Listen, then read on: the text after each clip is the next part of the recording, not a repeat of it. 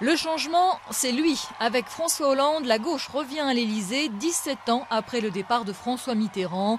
L'ivresse de la victoire après plus d'un an de campagne. Selon des résultats encore partiels, le candidat socialiste a obtenu plus de 51% des voix contre moins de 49% pour Nicolas Sarkozy, contraint de quitter le pouvoir après un seul quinquennat. C'est dans son fief corrézien de Tulle que François Hollande a attendu les résultats et c'est donc là qu'il a prononcé ses premiers mots de président élu, le 7e président de la Ve République.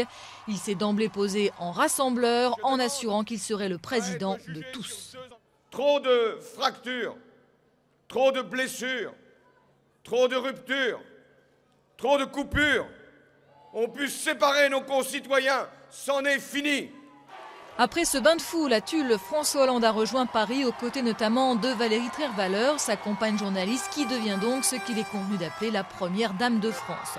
Paris où, comme en 1981, les militants de gauche se sont massés place de la Bastille pour fêter la victoire de leur candidat. Cris de joie et acclamations d'un côté, huées et mine défaite de l'autre. Au palais de la Mutualité, Nicolas Sarkozy est venu rapidement saluer ses partisans. Il leur a assuré qu'il portait toute la responsabilité de cette défaite. Je ne suis pas un homme qui n'assume pas ses responsabilités. Jamais. Je suis le président. J'étais le chef. Et quand il y a une défaite, c'est le numéro 1 qui emporte la première responsabilité.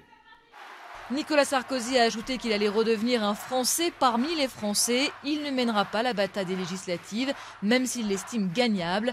Il avait prévenu avant même d'entrer en campagne qu'il se retirerait de la vie politique en cas de défaite. La passation de pouvoir devrait avoir lieu autour du 14 mai, une semaine donc après ce second tour, marqué par une participation en légère hausse par rapport au premier tour, avec plus de 80% de votants.